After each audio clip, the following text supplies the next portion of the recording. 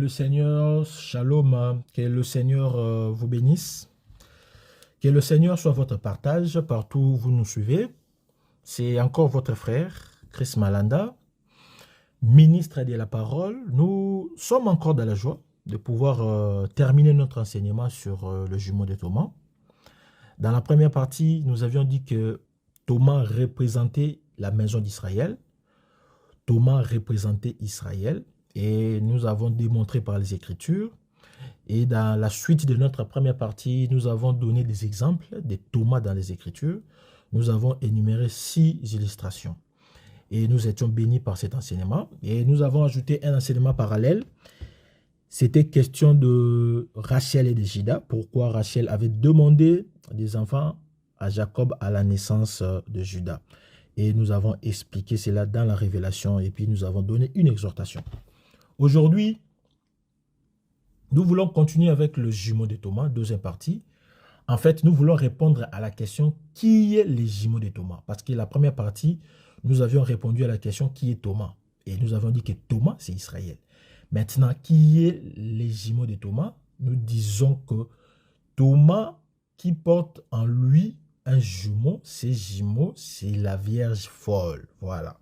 Donc, la Vierge folle, c'est elle qui est les jumeaux de Thomas. Là, je suis dans la révélation.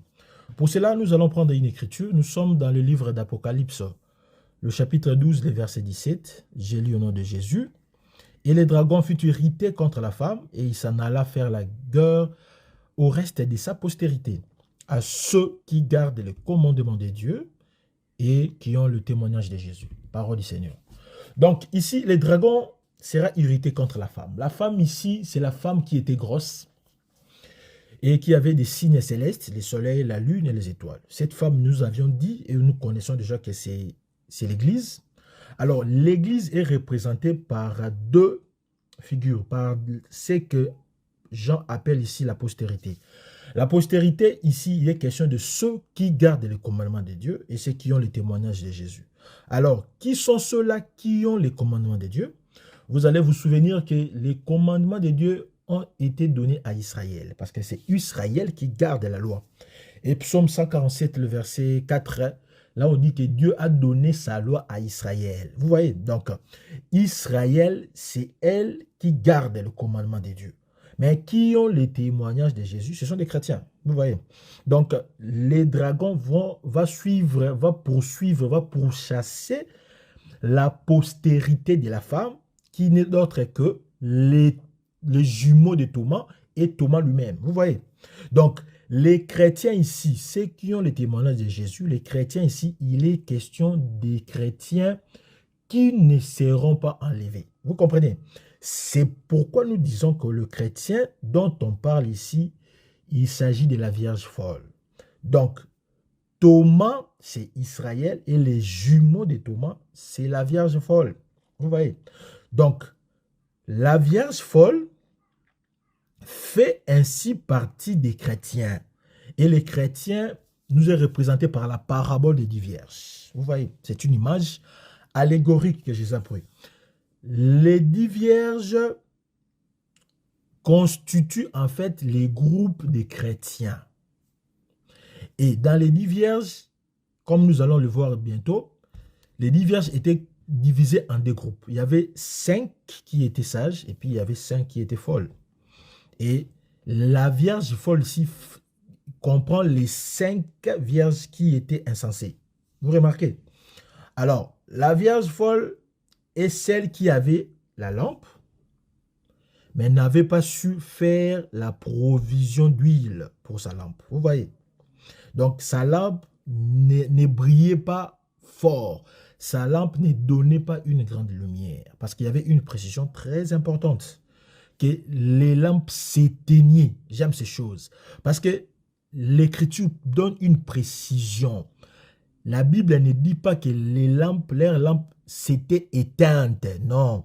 Mais s'éteignaient. Ce qui signifie que c'était dans le processus de s'éteindre. Donc, ce n'était pas encore éteinte. Ça, c'est très important. Nous allons le voir. Alors, nous allons prendre l'Écriture. Vous savez déjà l'Écriture. Nous sommes dans le livre de Matthieu, le chapitre 25. Vous allez lire à la maison du 1er jusqu'au 13e verset. Mais nous, ici, nous allons prendre quelques écritures qui nous concernent. Alors le royaume des cieux sera semblable à 10 vierges qui, ayant pris leurs lampes, allèrent à la rencontre de l'époux. 5 d'entre elles étaient folles et 5 sages. Les folles, en prenant leurs lampes, ne prirent point d'huile avec elles, mais les sages prirent avec leurs lampes de l'huile dans des vases. Le verset 8. Les folles dirent aux sages, donnez-nous de votre huile, car nos lampes s'éteignent. Voilà. Le verset 9. Les sages répondirent, non, il n'y en aura pas assez pour nous et pour vous. Allez plutôt chez ceux qui en vendent et achetez-en pour vous. Le verset 10. Pendant qu'elles allaient en acheter, l'époux arriva. Celles qui étaient prêtes entrèrent avec lui dans la salle de noces et la porte fut fermée. Voilà. Donc ici, on nous parle des 10 vierges. Je vais, parce que l'enseignement des 10 vierges, c'est tout un enseignement. Ici, je vais seulement survoler pour que nous puissions comprendre de quoi nous allons parler, parce qu'il est question de la Vierge folle. Pour que nous comprenions c'est qui la Vierge folle, nous allons expliquer de manière rapide, si je peux dire, les 10 vierges. Qui sont les 10 vierges? Alors, vous allez remarquer que les 10 vierges représentent en réalité une seule femme. Voilà. Parce que les 10 ici représentent un. Pourquoi je dis cela? Parce que vous allez comprendre que les 10 commandements, par exemple, a été réduit à un seul commandement. Tu aimeras ton Dieu de tout ton cœur, de toute ton âme et de toute ta force. Vous voyez? Tu aimeras ton prochain comme toi-même. Voilà. Donc, les 10 femmes, les 10 vierges ici représentent une seule femme. Mais l'unique femme a été découpée en 2 groupes. Il y avait 5 qui étaient sages et puis il y avait 5 qui étaient folles. Mais pourquoi les chiffres 10? Voilà. Premièrement, il faudrait retenir que le chiffre 10 ici nous rappelle les 10 tribus du royaume d'Israël. Donc la Samarie. Lorsque Salomon meurt, le royaume d'Israël sera divisé en 2 royaumes. C'est ça le schisme. Alors, il y a eu 2 royaumes, le royaume du nord et le royaume du sud. Vous voyez?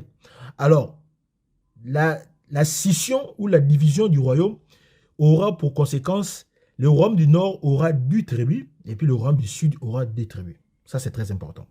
Alors, le royaume d'Israël comme capitale Samarie, et puis il y aura le royaume de Juda comme capitale la Judée. Qu'est-ce que vous avez remarqué? Que les 10 ici nous rappellent les 2 tribus du royaume d'Israël. Pourquoi? Parce que le royaume d'Israël, c'est ce royaume qui a connu la déportation assyrienne. L'Assyrie va assiéger le royaume et va déporter tout le peuple. Ce qui fait que le peuple qui a été déporté ne seront jamais retournés en Israël, ne seront jamais retournés dans Samarie. Ce qui a formé aujourd'hui, ou ce que la Bible a appelé les Samaritains. C'est pourquoi les Samaritains étaient considérés par les autres Juifs, par les 2 tribus qui étaient restées comme des païens. Vous voyez? Donc, les 2 tribus ici représentent les nations. Or, c'est nous qui formons les nations. Donc, nous sommes des descendants d'Israël céleste. Vous voyez? Voilà. Donc, c'est ça, les chiffres disent. Pourquoi 10 vierges? Alors que les 2 autres tribus qui occupaient le royaume de Juda a été déportée, mais une partie était restée. Et là, la partie qui était restée était pure. Vous allez vous souvenir, parce que Dieu réserve toujours un reste pour lui. Donc ça, c'est très important. Et la partie qui était restée, c'est ce qui forme la descendance d'Israël terrestre. Vous voyez? Donc, les 2 tribus du royaume de Juda formaient Israël terrestre, l'actuel Israël, et les 10 tribus du royaume d'Israël forment la descendance d'Israël céleste. C'est ce que Paul explique dans Galates, que nous sommes de l'alliance avec Sarah, alors que Israël physique est dans l'alliance avec Agar. Voilà, ça c'est très important. Mais on peut aussi voir dans le deuxième sens des 10. Les 10 ici nous fait penser au commandement de Dieu. Or, le commandement de Dieu, c'est sa parole, vous voyez. Donc, les chiffres 10 ici nous rappellent la parole de Dieu. Vous voyez, la parole de Dieu. Donc, les 10 vierges, ce sont des chrétiens, voilà. Ce sont les descendants d'Israël céleste. C'est qui sont issus de l'alliance avec Sarah, le royaume, le Jérusalem céleste. Donc, les 10 vierges sont des chrétiens qui ont reçu le commandement de Jésus, qui est sa parole. Vous voyez, le commandement de Jésus, c'est sa parole. C'est pourquoi vous allez constater que toutes les 10 femmes avaient des lampes. Vous remarquez? Voilà. Et ces lampes étaient allumées. Voilà. Ces lampes étaient allumées. Parce que la Bible nous dit que ta parole est une lampe de nos pieds et une lumière sur nos sentiers. Donc, la parole, c'est une lampe. C'est pourquoi tous les 10 vierges avaient des lampes. Et puis, d'ailleurs, lorsque nous demandons le frère Salomon, il nous dit dans Proverbe 6, le verset 23, que le précepte, c'est une lampe et l'enseignement, c'est la lumière. Vous voyez? Donc, ça, c'est très important. Les 10 vierges avaient des lampes. Mais pourquoi ils avaient des lampes? Parce qu'il faisait nuit. Voilà. Il y avait les ténèbres. Les 10 vierges sortent du monde et pendant qu'ils sortent dans le monde, il y a les ténèbres. Or, la nuit ici nous fait penser les temps de la grâce que nous traversons. Vous voyez, le peuple qui marchait dans l'ombre des ténèbres a vu la lumière jaillir. La visitation du soleil, c'est donc le déclin du soleil. Parce que lorsque le soleil nous a visités, ce soleil s'est couché. Et nous avons toujours dit que le soleil s'est couché une fois et s'il lèvera 2 fois. Vous remarquez? Donc la nuit ici nous fait penser au temps de la grâce. Pendant le temps de la grâce, c'est sa parole qui nous guide parce que sa parole est une lumière. Donc vous allez comprendre que les 10 vierges qui possèdent des lampes, ce sont en fait eux-mêmes des lampes parce que les chrétiens sont des chandeliers. Vous voyez, les chrétiens sont des chandeliers. Et il nous faut de l'huile pour que la lampe puisse s'allumer afin d'éclairer. Parce que vous allez vous souvenir que les chrétiens, le jour de la Pentecôte, qu'est-ce qui va se passer? Dieu va remplir l'huile dans chaque lampe. Vous voyez? Parce que l'Écriture nous dit quoi? Le jour de la Pentecôte, il y a eu de langues de feu sur les têtes de chaque disciple. En d'autres termes, nous avons compris que la prophétie de Job 29, le verset 3, s'était accomplie. Parce qu'il a dit, quand sa lampe brillait sur ma tête et que sa lumière me guidait dans les ténèbres. Gloire à Jésus. Donc, les jours de la Pentecôte, Jésus a allumé des lampes parce que les apôtres étaient de lampes.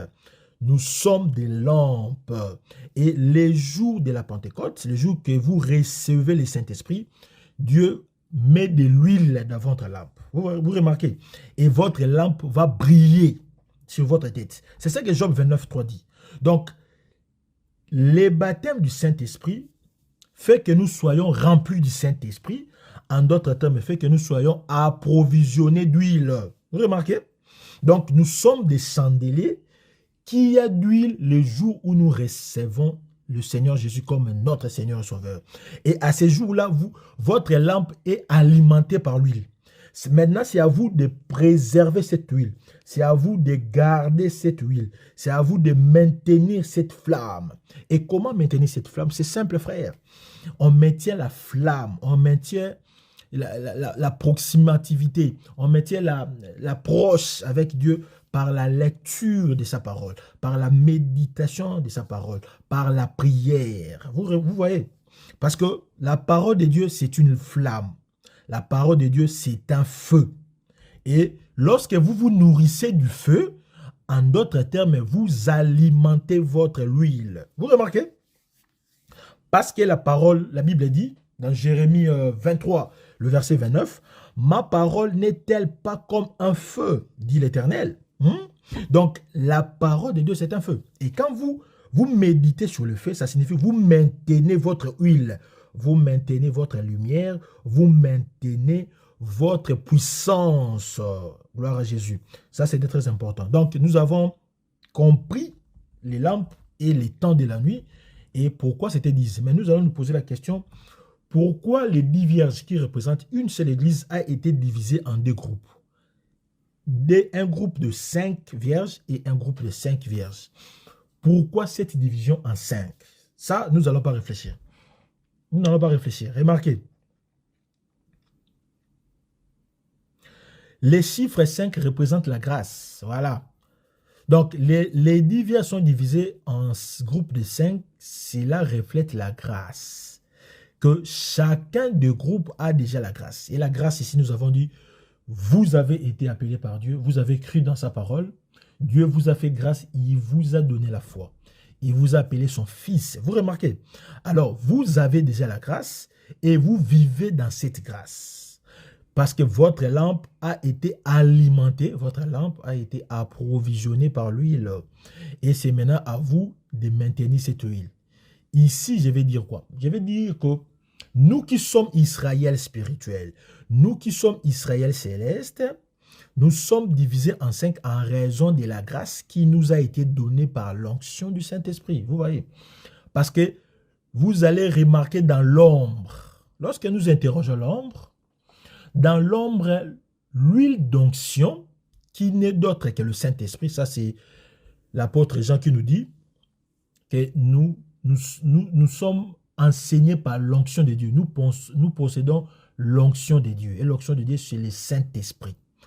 Or, dans l'ombre, l'huile d'onction était composée de 5 éléments. Vous voyez? Voilà, j'aime ces choses. Parce que quand nous lisons Exode, le chapitre 30, le verset 23 et verset 24, qu'est-ce que vous remarquez là-bas? Que lorsque Dieu demande à Moïse de préparer l'huile d'onction était un composé de 5 éléments. L'huile d'onction devait avoir la myrrhe, il y avait les cinnamones aromatiques, il y avait les roseaux aromatiques, il y avait la casse, et puis il y avait l'huile d'olive. Vous voyez? Donc, l'onction était composée de 5 éléments. Ce qui était l'ombre de la grâce, l'ombre de la plénitude du Saint-Esprit dans la grâce. Vous remarquez? Donc, les 2 groupes ici ne représentent que la grâce qui est dans l'onction du Saint-Esprit. Voilà. C'est pourquoi dans l'ombre, il y avait ces mouvements. Donc, Dieu va diviser dans la création, parce que nous sommes là dans le 5e jour. Qu'est-ce que Dieu a fait dans le 5e jour? Dieu a créé les oiseaux du ciel, Dieu a créé les reptiles ou les oiseaux de la terre, et puis Dieu a créé les grands poissons. Vous remarquez? Donc, il y a aussi ici 3 catégories. Nous sommes dans le 5e jour. Ça, c'est très important. Dieu va créer les oiseaux du ciel. C'est les groupes des chrétiens qui seront enlevés. Dieu va créer les grands poissons. Ce sont des chrétiens qui sont encore dans le monde. Ici, les grands poissons représentent Israël.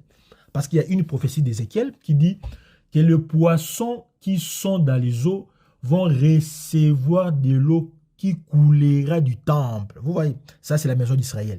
C'est la visitation d'Israël par Dieu lorsque Dieu va envoyer les 2 témoins, les 2 joints pour donner de l'eau de vie. Parce que souvenez-vous, Jésus avait dit à la femme, l'eau que je vous donnerai deviendrait en vous source jaillissante de la vie éternelle. Gloire à Jésus.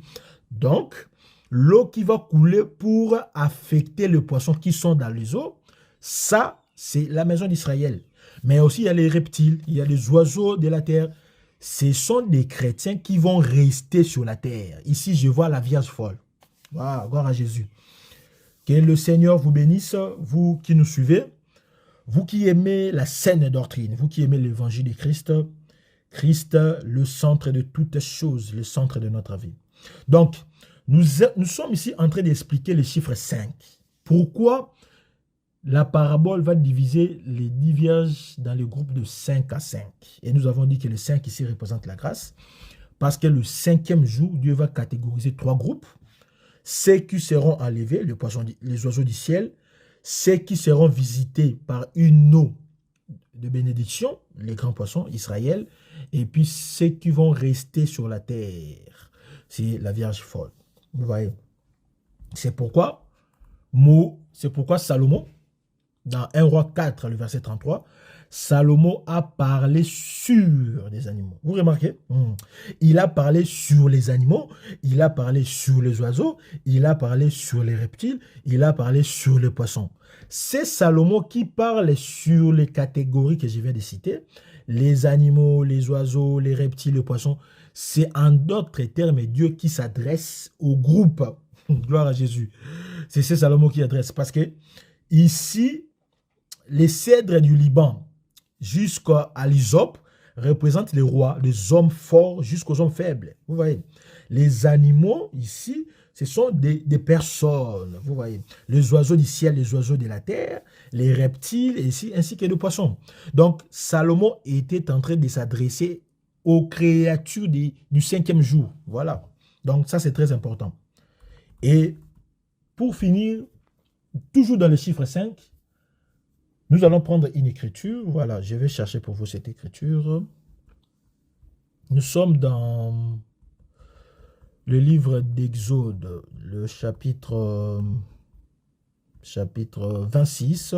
Voilà, chapitre 26. Regardons un peu ça. Exode, chapitre 26, le verset 1er jusqu'au verset...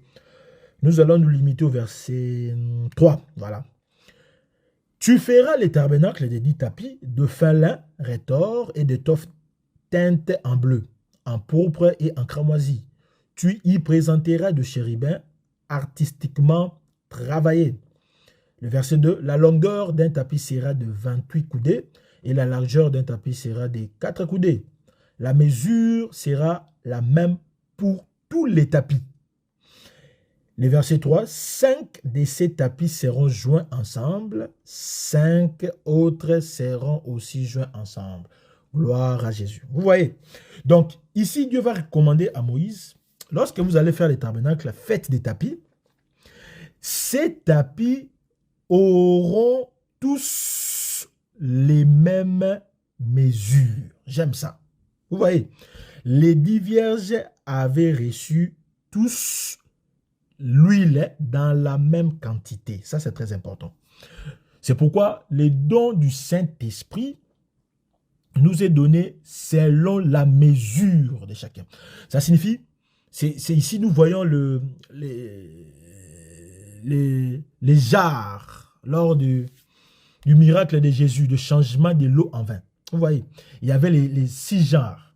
Les jarres ici, chacune des jarres avait une mesure appropriée. C'est pourquoi le Saint-Esprit nous est donné selon la capacité, la mesure de chacun. Mais cette mesure ici, c'est la même mesure pour chacune des jarres.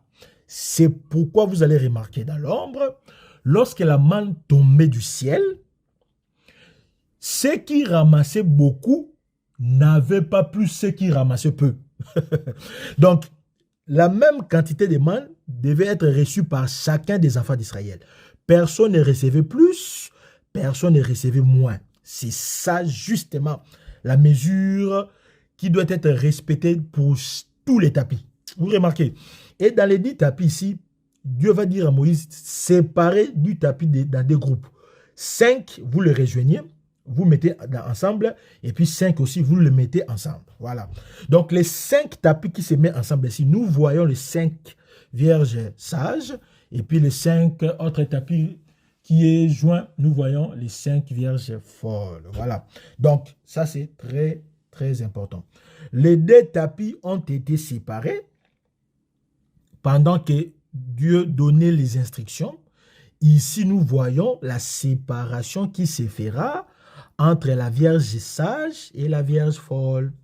Et cette séparation se fera lors de l'enlèvement. Vous voyez? Donc, lors de l'enlèvement, la Vierge sage entrera dans la fête de noces et la Vierge folle va rester dehors. C'est ça l'enlèvement. parce que nous attendons des prédications selon laquelle la fête des noces, ça sera ici sur la terre. Non, non, non, frère. Ça, c'est pas bien voir les Écritures. La fête des noces, ça se fera dans les cieux. Parce qu'après l'enlèvement, il y aura récompense des saints, les tribunaux de Christ. Parce que les tribunaux de Christ récompensent les saints, et puis il y aura la fête des noces. Vous voyez? Donc, les chrétiens qui seront enlevés, c'est ça la Vierge sage. Ce sont des chrétiens qui sont entrés dans la fête, et puis les vierges folles, ce sont ceux qui vont rester. Ce sont des oiseaux de la terre. Vous voyez? Ce sont des oiseaux de la terre. Ça, c'est très important. Donc, les deux tapis vont se séparer. Vous allez remarquer, quand vous lisez toujours dans la même écriture d'Exode 26, que les tapis seront rassemblés lorsqu'on va le mettre dans les tabernacles, dans le lieu très saint et lieu saint. Les rideaux qui doivent séparer. Les tapis seront mis ensemble. Vous remarquez? Donc, les deux groupes de chrétiens, les deux groupes de femmes, la Vierge folle et la Vierge sage, les deux seront encore unis ensemble, réunis ensemble lors de l'avènement du Christ. Et nous entrerons au millénium ensemble avec nos frères. Vous voyez? Voilà. Donc, pendant les temps du millénium, nous serons ensemble avec Israël, nous serons ensemble avec la Vierge folle. Autrement dit, dans les temps du millénium, nous serons avec Thomas. Vous voyez? Nous serons avec Thomas, ça signifie nous serons avec Israël et son jumeau, la Vierge folle. Gloire à Jésus. Donc, ça, c'était pour expliquer le chiffre 5 et nous avons expliqué le chiffre 10. Pourquoi de tout cela? Voilà. Maintenant, remarquez une chose, là, je vais un peu virguler. Nous sommes dans Matthieu 25, le verset 5. Là, il est écrit, comme l'époux tardait, toutes s'assoupirent et s'endormir. Vous remarquez? S'assoupir et s'endormir. Or, si nous lisons Cantique des Cantiques, le chapitre 5, le verset 2, il est écrit, « J'étais endormi, mais mon cœur veillait. » C'est la voix de mon bien-aimé qui frappe. « Ouvre-moi, ma sœur, mon ami, ma colombe, ma parfaite, car ma tête est couverte de rosée. Mes boucles sont pleines de gouttes de la nuit. » Vous remarquez? Donc, endormi, ça signifie veiller. Lorsque la Vierge sage dormait, elle était en train de veiller. Alors que la Vierge folle, au lieu de s'endormir, il s'est assoupi. Voilà, ça c'est très important. Vous allez voir ces verbes assoupir utilisés pour Israël. Là, nous sommes dans Romains. Vous remarquez? Dans Romains 11, Paul explique qu'Israël est assoupi pour que la totalité des chrétiens soit entrée dans le salut. Gloire à Jésus. C'est la même chose pour les jumeaux d'Israël. Vous remarquez? Les jumeaux d'Israël, qui est la Vierge folle, va s'assoupir alors que la Vierge folle va s'endormir. S'endormir signifie veiller. C'est pourquoi Jésus dit veillez, veillez, puisque vous ne savez ni le jour ni l'heure. Les chrétiens du Christ, nous qui attendons l'époux, nous sommes appelés à veiller. Nous devons veiller sur notre marche. Nous devons veiller sur nos paroles. Nous devons veiller sur tout ce que nous faisons. Est-ce que ce que nous faisons, est-ce que ça plaît à l'Éternel? Est-ce que ce qui sort de nos bouches, est-ce que c'est digne d'un enfant de Dieu? Ce qui sort de nos gestes, est-ce que ça corrobore avec le fait d'être chrétien? Vous voyez? Si vous ne prenez pas le temps de veiller sur vos gestes, de veiller sur vos paroles, vous allez vous assoupir et vous allez rater l'enlèvement. Vous n'allez pas se présenter à la fête. Vous n'allez pas voir comment le mari sera habillé. Parce que moi, j'attends impatiemment ces jours pour voir comment le mari sera habillé, comment les fiancés seront habillés, comment je serai avec mon fiancé, comment je serai avec mon époux. Que le Seigneur nous soutienne, que le Seigneur nous aide à revoir notre marche, à faire une rétrospection de notre marche. Depuis que j'ai commencé avec le Seigneur, je suis dans quel niveau? Qu'est-ce que je dois encore faire? Qu'est-ce que je n'ai pas encore fait? C'est ce que nous devons poser comme question. Nous sommes appelés à remarquer des choses, à dire, mais qu'est-ce qui me manque encore dans cette vie chrétienne? Qu'est-ce que je dois encore parfaire? Qu'est-ce que je ne fais pas bien? Voilà. Ça doit nous éveiller parce que c'est ce que le Seigneur dit. Nous ne savons pas l'heure, nous ne savons pas le jour. Il viendra comme un voleur et tu seras surpris. On te voit en train de voler, en train d'injurier, en train de commettre l'adultère, en train de vivre vraiment dans la cramoisie, de vivre dans la crasse du péché. Vous voyez, c'est à nous d'arranger notre vie le jour au jour parce que nous ne savons pas, nous ne savons rien. C'est pourquoi nous sommes appelés à veiller. Nous devons être des veilleurs, nous devons être ceux qui contrôlent leurs gestes. Voilà, que le Seigneur nous soutienne, que le Seigneur nous aide dans cette marche. Voilà, ça c'était de manière générale et de manière rapide. Je ne suis pas entré trop en profondeur parce que ce n'est pas mon sujet. Mais si je dis tout cela, c'est pour faire asseoir mon enseignement, pour que nous comprenions de quoi nous parlons, pour que nous comprenions de quoi il s'agit. Maintenant, nous retournons dans notre enseignement. Parce que ça, tout ça, c'était une parenthèse. Les jumeaux de Thomas. Mais les jumeaux de Thomas, nous avons dit que c'est la Vierge folle. Alors, qui est effectivement la Vierge folle? Nous disons déjà, au regard de tout ce que nous venons de dire, nous disons que la Vierge folle, ce sont des chrétiens qui vont rater l'enlèvement. Voilà. Tu vas rater l'enlèvement. Tu vas rater l'enlèvement. Mais pourquoi tu vas rater l'enlèvement? Voilà. Pourquoi tu es les jumeaux de Thomas? Voilà. C'est ce que nous voulons maintenant donner comme enseignement. Remarquez, nous prenons une écriture. Nous allons donner des raisons de manière brève et précise. Proverbe 14, le premier verset. La femme sage bâtit sa maison et la femme insensée la renverse de ses propres mains. Voilà. La femme sage qui bâtit sa maison ici, c'est la Vierge sage. Vous remarquez? Alors que la femme insensée qui renverse de sa propre main. La maison, c'est la Vierge folle. Donc, la Vierge sage, ce sont des chrétiens qui bâtissent la maison. La maison ici, frère. La maison ici, c'est notre corps, c'est notre personne. Parce que souvenez-vous, dans les fous de Gadara, les fous ou les diables ou les démons va dire, Jésus va dire, lorsque l'esprit mauvais sort d'un homme, il va aérer, lorsqu'il ne trouve pas du repos, il dira, je retournerai dans ma maison. Voilà. Donc, le corps de l'homme, c'est toute une maison. Vous remarquez? Donc, la femme qui bâtit sa maison, qui bâtit son corps, or, le corps, en réalité, dans l'homme, il y a l'esprit. Donc, les chrétiens qui nourrissent son esprit, qui édifient son esprit, sa vie, sa personne, c'est lui-là, la femme sage. Vous remarquez? Mais la femme insensée, qui est folle, renverse sa maison. Ça signifie quoi?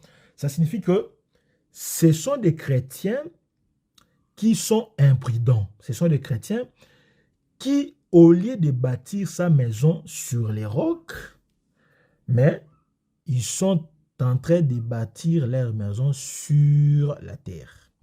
Et lorsqu'il vient la pluie, la maison tombe, la maison s'écroule. Donc, ce sont des chrétiens qui ne sont pas assises dans les choses de Dieu. Ce sont des chrétiens qui sont ignorantes de la parole. Ce sont ceux-là qui pensent qu'à leur propre vie. Voilà. Ici, je vais dire quoi?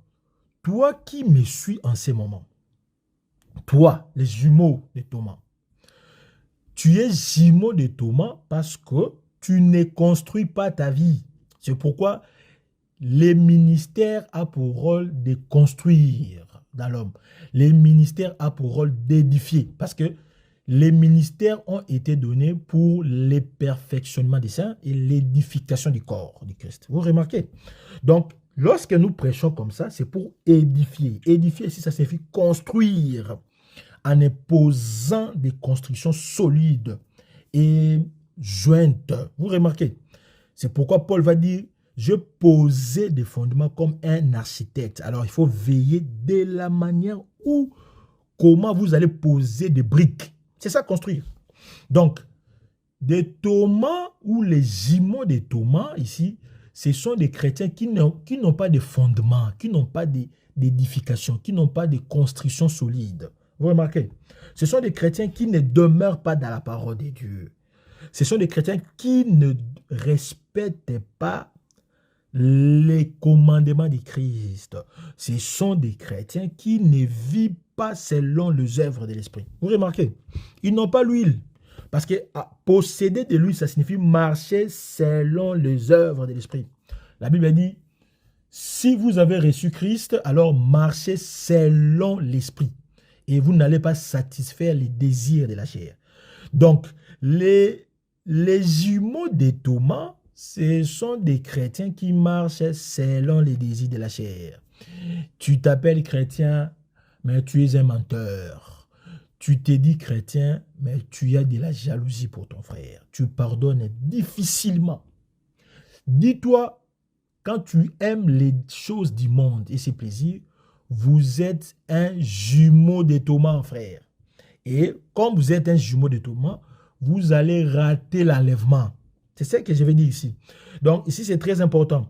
Pourquoi vous allez rater l'enlèvement? C'est parce que vous ne marchez pas selon la parole. C'est parce que vous ne vivez pas selon l'esprit. Vous n'avez pas le fruit du Saint-Esprit. Vous êtes encore dans le monde. Vous vivez encore dans les choses du monde. Et Paul, dans Galates 5, le verset 17, cite les choses du monde. Vous êtes encore dans les querelles, dans les disputes, dans la magie. Un chrétien qui aime fréquenter des marabouts. Vous remarquez? Vous fréquentez des marabouts. Vous fréquentez des personnes de mauvaise vie. Vous fréquentez, vous aimez les choses du monde. Et ça vous plaît comme ça. Vous aimez vous rendre vengeance. Vous aimez tout ce qui vous plaît. Vous vivez comme si le monde ne dépendait que de vous. Vous êtes un jumeau de Thomas. La deuxième raison, je prends l'écriture. Nous sommes dans Matthieu 13, le verset 20. C'est lui qui a reçu la sémence dans les endroits pierreux. C'est lui qui attend la parole de Dieu et la reçoit aussitôt avec joie. Le verset 21. Mais il n'a pas de racines en lui-même. Il manque de persistance. Et dès que survient une tribulation ou une persécution à cause de la parole, il y trouve une occasion de chute. Voilà. Ça, c'est les jumeaux de Thomas. Ici, il est question de chrétiens qui aiment les paroles, qui aiment la prédication. Ils aiment être à l'église. Chaque dimanche, vous allez le trouver. Toujours présent, assis dans le premier rang, ou même engagé dans l'église. Un protocole, une chantre. Il est là, elle est là, toujours présent. Mais ces chrétiens manquent le fondement, n'a pas de racines. Vous voyez, n'a pas de racines. C'est ce que j'ai dit à la première raison. La maison est construite et bâtie sur les sables. Lorsque viendra le vent, lorsque viendra les tempêtes, cette maison va s'écrouler. Vouloir ou pas. C'est ça que Jésus dit ici. Parce que Jésus ici est en train d'expliquer la parabole du semeur. Il dit que lorsque survient la tribulation, les persécutions, il y a automatiquement rejet de la foi. Voilà, ça c'est la Vierge folle. C'est la Vierge folle. Si la Vierge folle est représentée par la sémence qui tombe de la terre pierreuse, mais son jumeau, parce que le jumeau de la Vierge folle, c'est qui? C'est Thomas, c'est Israël. Israël, c'est alors la sémence qui tombe le long du chemin. Remarquez, lorsqu'un homme écoute la parole du royaume et ne la comprend pas, les malins viennent et enlèvent ce qui a été sémé dans son cœur. Cet homme-là, et c'est lui qui a reçu la sémence le long du chemin. Ça, c'est Israël, vous voyez. Israël n'a pas compris le langage de Dieu, de Jésus. Israël n'a pas compris les prophéties qui lui ont été données.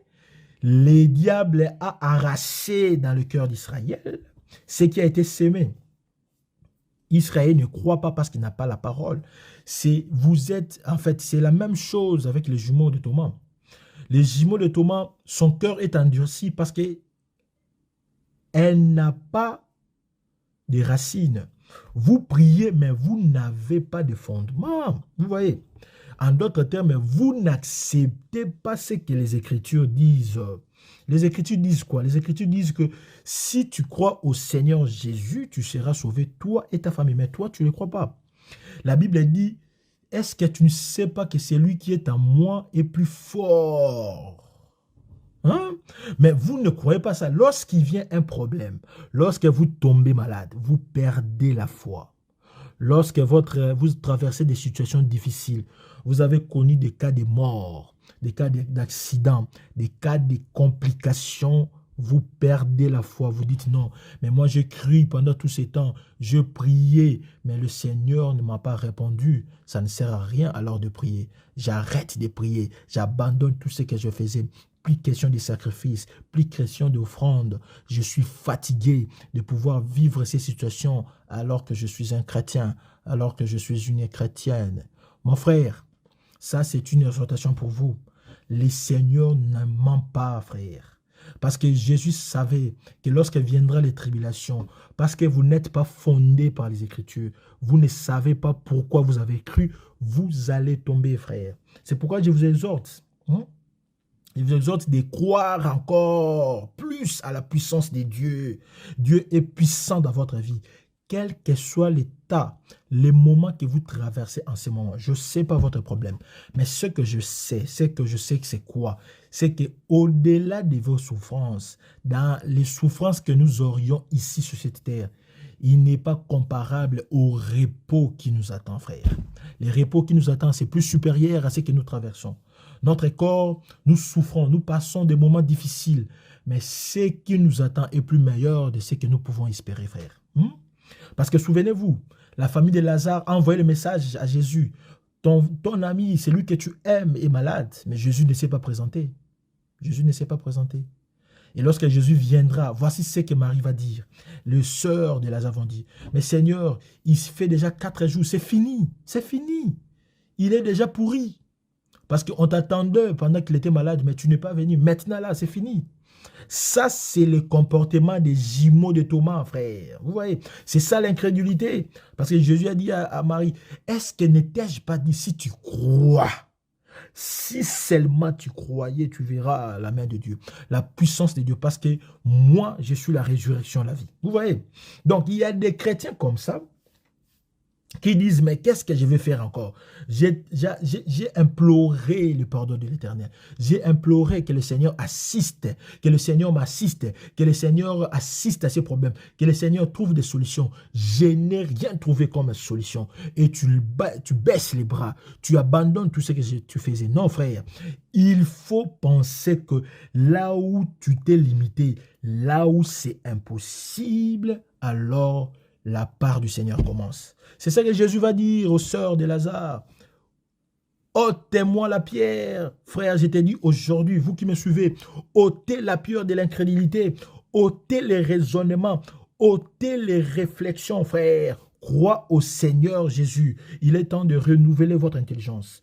La Bible nous demande de renouveler notre intelligence, de ne pas voir les choses avec nos yeux, mais de voir les choses avec les yeux de l'Éternel. Enlevez en nous cette mentalité de commander Dieu. Enlevez en nous cette mentalité de croire que Dieu fonctionne comme nous voulons. Non, non, frère. C'est pas comme ça que ça se passe. Dieu est souverain. Il fait toutes choses bonnes en son temps, frère. Vous remarquez, toi, patiente, attends impatiemment le salut de l'Éternel. Il viendra te visiter parce qu'il a visité Abraham, il a visité Isaac, il a visité Jacob. Il te visitera, c'est rassuré parce qu'il ne ment pas. Il est rassuré. C'est rassuré, frère. Donc, le jumeau de Thomas sont ceux-là qui perdent la foi. Sont ceux-là qui ne croient plus à la puissance de Dieu. Non, Dieu n'existe plus. Pour moi, Dieu, il n'est pas là. Il n'a jamais été dans ma vie. De tout ce que je traverse, de moments difficiles, de moments d'incertitude, Dieu m'a abandonné, frère. Non, il a dit à Isaïe, est-ce qu'une mère abandonne les fils de ses entrailles? Jamais. Si une femme ne peut pas abandonner ses enfants, comment moi je pourrais vous abandonner? Je ne vous oublierai point. Vous remarquez? Donc Dieu n'était pas oublié. Il est avec toi. Ces moments que tu traverses, c'est pour trouver gloire de sa présence. C'est ce qu'il a dit pour Lazare. Lazare est malade, mais cette maladie ne mène pas à la mort. Cette maladie, c'est pour me glorifier. J'aime ces choses. Le moment des difficultés que tu traverses, c'est pour que tu puisses rencontrer encore le Seigneur, pour que tu puisses solidifier votre foi. C'est ça les baptêmes de feu, frère. Il faut à un certain moment accepter les baptêmes de feu. Parce qu'il a dit aux apôtres, vous voulez me suivre? Ok. Vous voulez être avec moi? Ok. Est-ce que vous êtes prêts de recevoir les baptêmes que j'attends d'être baptisé? Et il parlait de sa souffrance et de sa mort. Nous sommes appelés à vivre cela. Parce que Paul dit quelque chose d'important. C'est avec beaucoup de tribulations que nous verrons le royaume. Toi qui ne veux pas de tribulation, toi qui veux que de bonheur, de joie, de paix, tu es dans une maison de festin. Vous voyez? Parce que dans la maison de deuil, nous aimons des afflictions. Pour Christ, nous subissons des tribulations pour la parole. Nous subissons des moments difficiles pour la parole.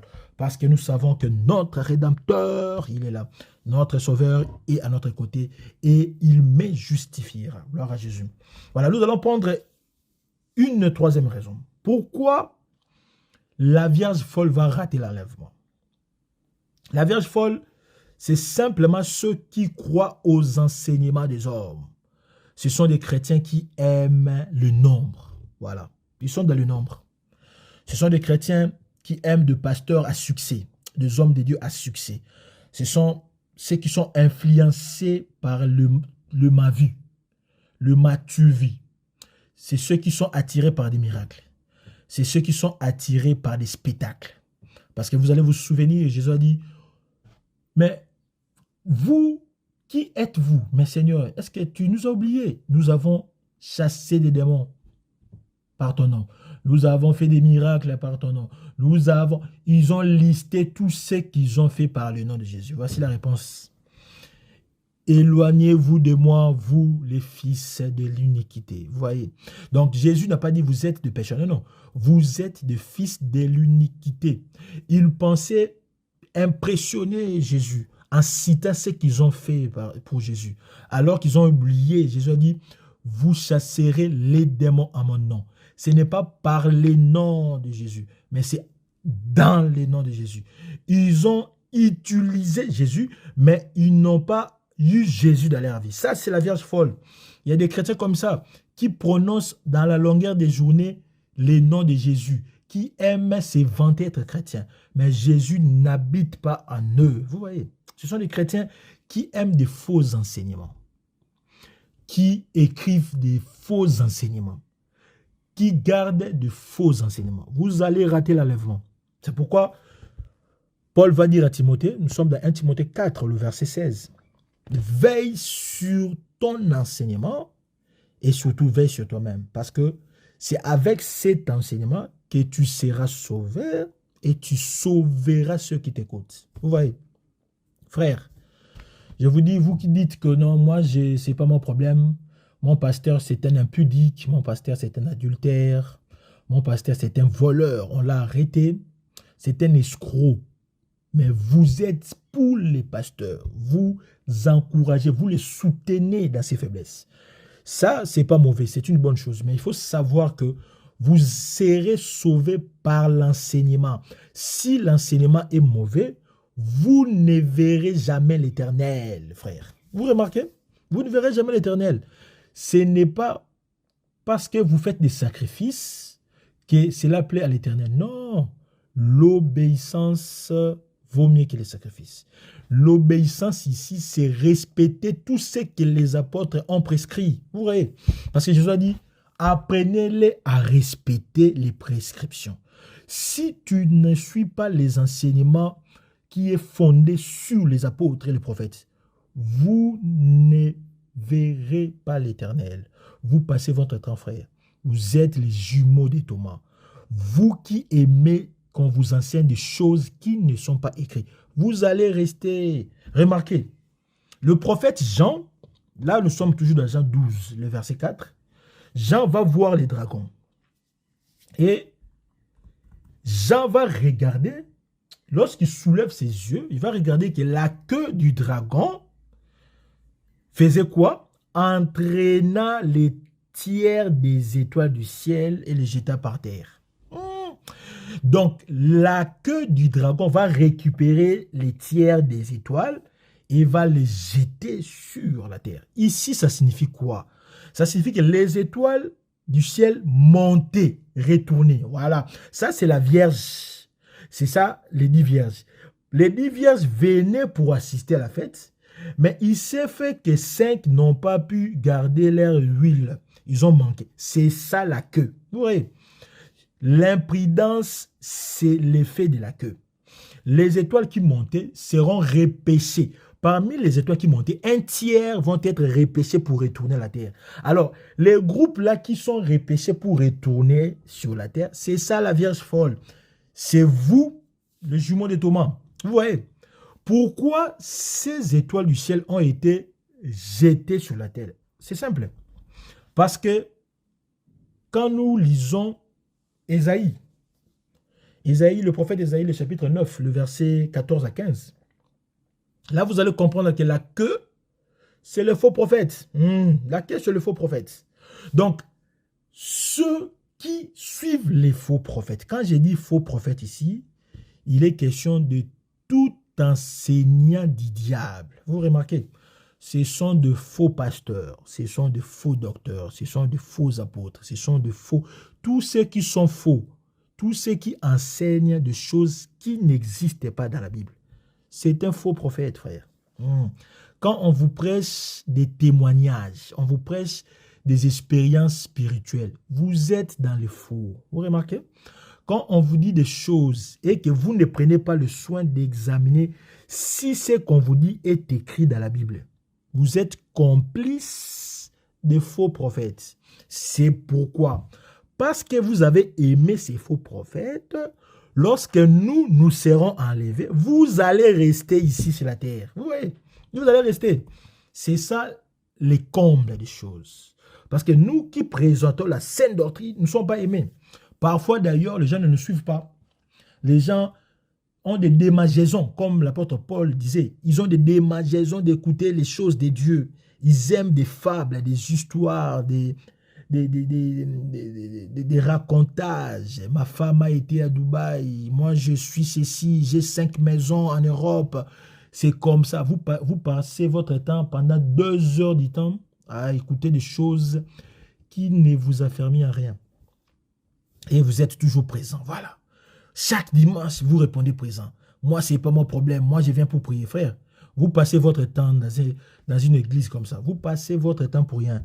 Si vous êtes réellement dans ces églises qui vous ne prêchent pas des choses du royaume, parce que on doit nous prêcher des choses du ciel. Colossiens dit, si réellement nous sommes morts et ressuscités avec Christ, regardons des choses d'en haut. Les choses d'en haut doivent nous intéresser parce que nous ne sommes plus des femmes au dos courbé. Vous voyez, cette femme était courbée parce qu'elle était condamnée à ne regarder que les choses de la terre. Quand on vous prêche que la terre, vous serez bénis, vous aurez des maisons, vous aurez des enfants, il faut avoir des maisons, il faut faire ceci, il faut être riche sur la terre. On contredit même la parole de Dieu, frère. Dites-vous, on fait de vous un jumeau de Thomas et vous allez rater l'enlèvement. C'est toi, mon frère, qui accorde la vérité à ton pasteur. Il y a des chrétiens qui sont étonnamment compliqués. Vous dites, mais ça, c'est quel chrétien, Seigneur? Il y a des frères, il y a des sœurs qui défendent avec énergie, avec des ailes, leurs serviteurs, leurs hommes de Dieu. Mais ils négligent, ils ne défendent jamais la parole. Hein. Quand il y a des débats, il y a des païens qui torpillent le sens des Écritures, qui se moquent des chrétiens. Ils sont là, ils ne disent rien. Mais quand on touche à leur pasteur, je vous dis, vous allez même vous battre. Vous allez vous battre. Et nous comprenons que ce sont des chrétiens qui sont charnels. Ce sont encore des hommes qui veulent défendre des hommes au lieu de défendre la parole. Frère, quand vous défendez un homme et vous laissez Dieu, vous êtes un jumeau de Thomas, frère. Romains 3, le verset 4 a dit quoi? Que Dieu soit reconnu pour vrai et que tout homme pour menteur, selon qu'il est écrit, afin que tu sois trouvé juste dans tes paroles et que tu triomphes lorsqu'on te juge. La vérité ne sort de la bouche de Dieu. Frère, tout homme soit reconnu pour menteur. Même moi qui vous parle, si je ne dis pas des choses qui ne sont pas dans les Écritures, je suis un menteur. Quand je vais prêcher des choses qui n'ont pas été prêchées par les apôtres, je suis un menteur. Vous voyez, c'est comme ça que nous, les enfants de Dieu, nous sommes appelés à examiner. Il faut examiner les enseignements. Il faut examiner ce qu'on vous prêche. Il faut mettre dans les tamis. Il ne faut pas avaler n'importe quel enseignement. Parce que les enseignements que vous recevez feront de sorte que vous puissiez être enlevés. Et lorsque vous voudrez vous enlever, parce que vous êtes reconnu dans les faux prophètes, là, que va vous récupérer, frère? Vous n'allez pas monter. La vérité sort de la bouche de Dieu, mon frère. La vérité sort de la bouche de Dieu. Pas d'un homme. Quand Dieu parle, c'est la vérité. Mais quand moi, je commence à réfléchir de moi-même, je commence à faire de la théologie, de la philosophie, là, dites-vous, ce sont des mensonges. Ce n'est pas l'évangile de Christ. Donc, c'est ce que nous sommes appelés à faire. Et puis, pour finir, nous sommes appelés à savoir que l'incrédulité de Thomas et de son jumeau ici, ce n'est pas seulement l'incroyance. Israël, comme Thomas, est incroyant. Je ne verrai que si j'ai touché. Ça, c'est Israël. Mais pour la Vierge folle, qui est le jumeau de Thomas, ce n'est pas le cas. Parce que le jumeau de Thomas croit, ce n'est pas la croyance, il croit au Seigneur Jésus. Mais seulement, il a un problème. Parce que l'incrédulité, c'est au-delà de ne pas seulement croire. Non, frère. L'incrédulité, ici aussi, c'est justement le fait d'attribuer ce que Dieu fait au diable. Vous voyez, il y a des chrétiens comme ça. Ils traversent des moments difficiles, ils vous disent, ça, c'est le diable. Nous avons perdu un frère qui vient de mourir. Ça, c'est le diable. J'ai perdu mon travail. C'est le diable. On m'a fait ceci. C'est le diable. Mais il est chrétien. Vous remarquez? Si je suis comme ça, c'est mon père. C'est les liens de famille. Frère, tous ces enseignements qui concernent les liens de famille, des réclamations sataniques, des choses qui vont vous poursuivre, frère, je vous dis, ce sont des enseignements des démons. Comment un chrétien peut être asservi par les diables? Impossible. Remarquez, la Bible dit Jésus est venu pour détruire les œuvres du diable. Remarquez, les œuvres du diable ont été détruites par le Christ. Or, Christ est en moi. Ce n'est plus moi qui vis, mais c'est le Christ qui vit en moi. Mais le Christ qui vit en moi, donc j'ai le pouvoir de détruire les œuvres du diable. Comment le diable peut me retenir dans les liens des familles? Mais parce que comment le diable peut avoir un danger dans son cas? Ça n'a pas de sens. Parce que moi, je suis un danger pour les diables, frère. Je suis un scandale dans les mondes des ténèbres. Les diables ne peuvent pas s'approcher de moi. Impossible. Les diables ne peuvent pas s'hasarder de ma voix. Impossible, frère. Ces enseignements qui consistent à vous dire que c'est le diable qui fait des choses au lieu de Dieu, frère, ça c'est l'incrédulité. C'est plus que même de l'incrédulité. C'est plus que même. Tu ne crois pas exactement à la parole. Tu n'as pas la foi. La foi, c'est l'espérance de choses. Mais ces choses qu'on espère, qu'on n'a pas vues, viennent de la parole de Christ. Vous remarquez, la foi ne vient pas de la Bible, non, frère. La foi vient de l'explication des Écritures. La foi, c'est la parole de Christ. Et la parole de Christ, c'est la parole révélée. C'est ce que nous prêchons. C'est l'explication des Écritures. C'est la pensée de Christ dans chaque Écriture. C'est ce qui donne la vie. Vous voyez? Et la foi, c'est l'enseignement des apôtres. C'est pourquoi Paul dit, examinez-vous si vous avez la foi. Donc, nous avons compris que nous sommes appelés à voir si nous sommes obéissants dans la foi, si nous sommes obéissants dans l'enseignement prêché par les apôtres. C'est ça la foi. Parce qu'il y a des chrétiens qui sont comme leurs jumeaux, qui sont comme Thomas. Que faisait Thomas? Que faisait Israël? Lorsque Jésus opérait des miracles, les Juifs disaient que c'est par Belzéboul qu'ils chassent des démons. Vous voyez, c'est exactement ce que font les chrétiens aujourd'hui. Donc, Jésus fait des choses. Non, ça, c'est pas Jésus. Ça, c'est parce qu'il a touché des fétiches. Il a fait ceci. Non, s'il a ce travail, c'est parce que Son grand-père était marabout, c'est pourquoi il a fait des frères. Maintenant, qu'est-ce que Dieu fait pour les chrétiens? Donc Dieu n'agit pas. Dieu ne fait rien. Ce n'est que les diables. Cette croyance qui consiste à attribuer ce que Dieu fait au diable, cette croyance va vous amener à rester ici sur la terre. Vous n'allez pas voir l'Éternel parce que la queue va vous récupérer. Voilà. Alors, qu'est-ce qu'il faut conclure, frère? C'est qu'il faut conclure que la Vierge folle, en tout état de cause, c'est un enfant. Parce que la Bible dit, la folie est attachée au cœur de l'enfant. Vous voyez, la Vierge folle, c'est un enfant. Alors que la Vierge sage, c'est un fils. Parce que la Bible dit, un fils sage fait la joie de son père. Vous voyez. Donc, nous sommes appelés, nous comme chrétiens, à grandir. Parce que Jésus, lorsqu'il viendra, il viendra récupérer sa femme. Et cette femme, c'est une femme mature. Ce n'est pas une femme bébé, non frère. Jésus ne viendra pas récupérer une fille, non. Jésus a laissé une fille et cette fille est entre les mains des grands frères pour protéger la fille, pour encadrer la fille jusqu'à ce que la fille grandisse et soit une femme. C'est pourquoi Ève a été créée déjà une femme. Ève n'a pas été enfant. Ève n'a pas été une bébé. Ève n'a pas été une fillette, n'a pas été une fille, une jeune fille. Non, non, frère. Ève a été créée une femme. C'est l'image de l'Église. Nous voulons que vous soyez des chrétiens affermis. Nous voulons que vous soyez des chrétiens matures. Jésus ne viendra pas récupérer des bébés spirituels, frère. Jésus ne viendra pas récupérer des petits-enfants, non.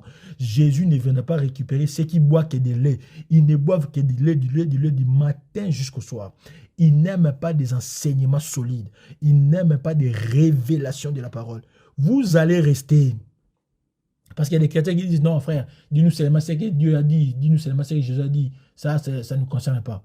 Mais ce que Jésus nous a dit, c'est dans sa révélation, frère. Vous voyez, la révélation révèle, fait sortir, dévoile la volonté de Dieu, dévoile le pensée parfaite de Dieu. Vous remarquez, Jésus viendra récupérer une femme, je précise. Jésus ne viendra pas récupérer une gamine. C'est pourquoi nous vous exhortons. Lorsque nous prêchons comme ça, c'est pour que vous ayez la stature parfaite des enfants de Dieu. Pour que vous soyez matures, vous soyez grandes, vous ayez la connaissance de la parole. C'est pourquoi Paul dit dans Galates 4 que tant que l'héritier est encore enfant, il ne peut pas hériter. Il sera toujours sous la tutelle.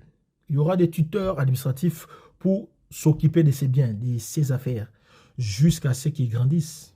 Et lorsqu'il sera un fils, alors il pourra hériter. C'est les fils qui héritent, mais pas des enfants, vous voyez.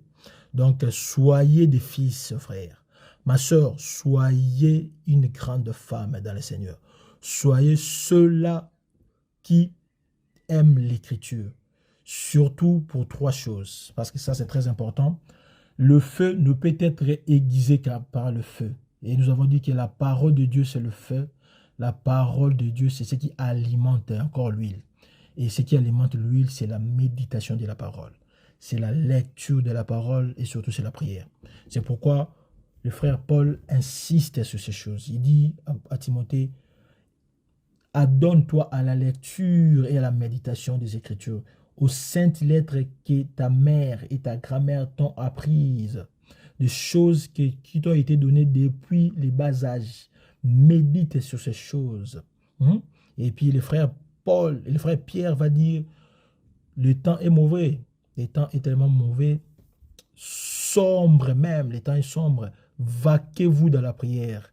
Priez sans cesse, frères, parce que la prière alimente la force de l'énergie. La prière alimente la puissance de l'huile. La prière alimente la résistance devant le péché. Celui qui prie, c'est difficile de tomber, de broncher, vaille.